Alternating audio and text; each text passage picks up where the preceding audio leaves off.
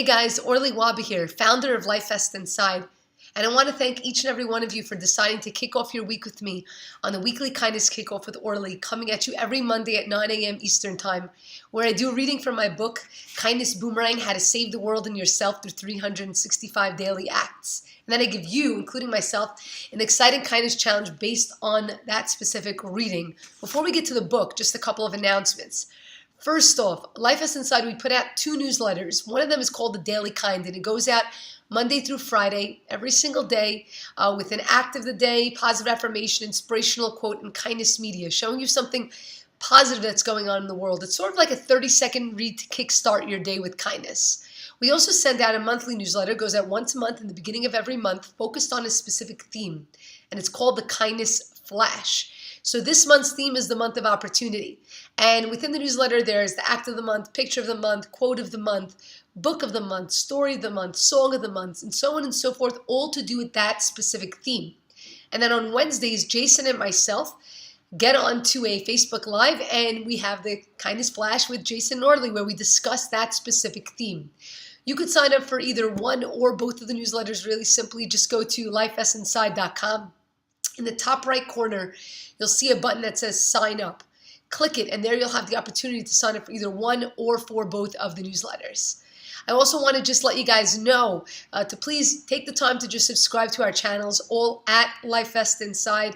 We want to hear from you, so please send me your feedback and your thoughts as you're seeing more of the shows and more of the posts going up. Like I said, all at LifeVestInside. And of course, like I mentioned, you could check us out, Jason and I, on Wednesdays at 9 a.m. Eastern Time for the Kindness Flash with Jason and Orly. So now on to the reading. The book, Kindness Boomerang, just for those of you that are new to this, it's a lesson-a-day book in kindness. So every single day of the year has an act of the day, an inspirational quote, and then a short reflection on the power of paying it forward. So it's 1 page per day, and there are 12 categories of kindness that repeat throughout the book, whether it be kindness with yourself, with strangers, on the go, in the workplace, in your home, and so on and so forth, giving you simple things to keep our awareness alive, to start seeing the opportunities that surround us so that we could start incorporating those acts of kindness into our daily lives. I want to just apologize. I know I sound a little bit, I actually came down with the flu over the past few days. Today's my first day really up. I'm not 100%, but I didn't want to miss putting this video out there. And as I was skimming through the entries for this week and trying to figure out which one I was going to read, I came upon one and I said, okay, I think that this will make a lot of sense because maybe this is something that I need right now as well. And so this is coming to us from January 25th, for those of you that are following along. And for those of you that don't have a copy of the book, by the way, just to mention, you can always get your copy on Amazon, Barnes & Noble, Books A Million, IndieBound, Target, iTunes, and you can also purchase it directly on the LifeVestInside website. Proceeds from the book go directly to LifeVestInside to help us continue doing our amazing work in the world. So definitely check that out and get your copy. It really makes a great gift for yourself and a great gift for any of your loved ones. So we're going to be doing the reading from January 25th, for those of you that are following along with me in the book. And the act goes as follows. It says, make the time to head to your favorite spot and let every one of your senses take its fill. The quote, worrying does not empty tomorrow of its troubles. It empties today of its strength, by Corrie ten Boom. And the reflection, whether it's the boardwalk, a park, your favorite bookstore, or anywhere in between, if you allow it to, your happy place can have the power to restore calm in your life. Day after day, we run about from one task to the next, fighting to keep up.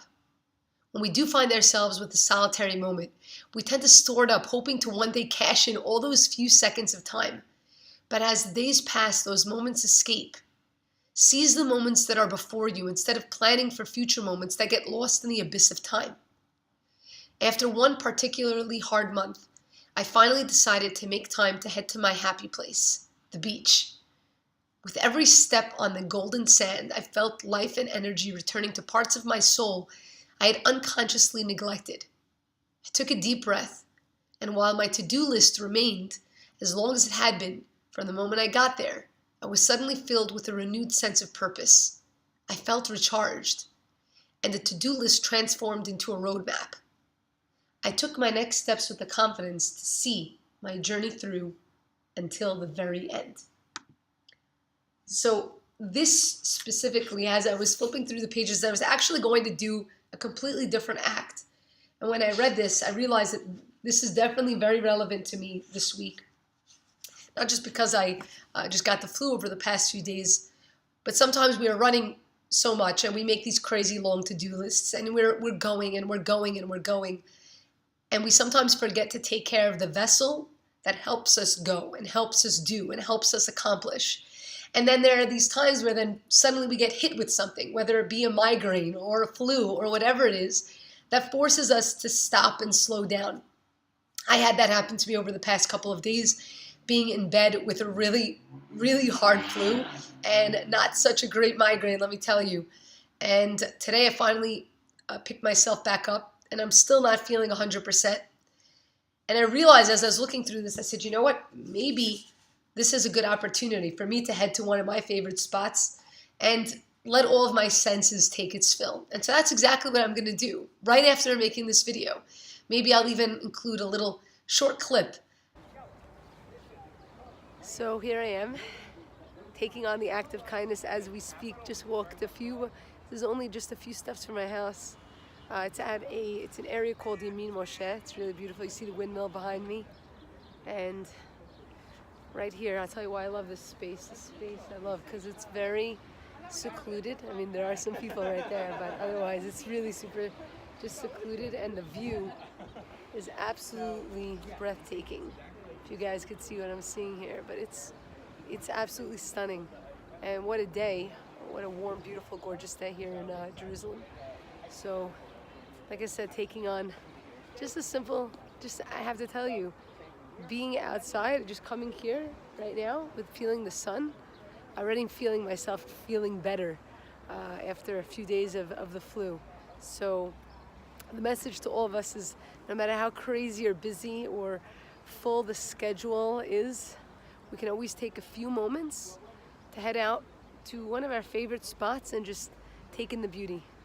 So this is where I am, like I said, right now, and hope you guys get out there this week and enjoy your favorite spots.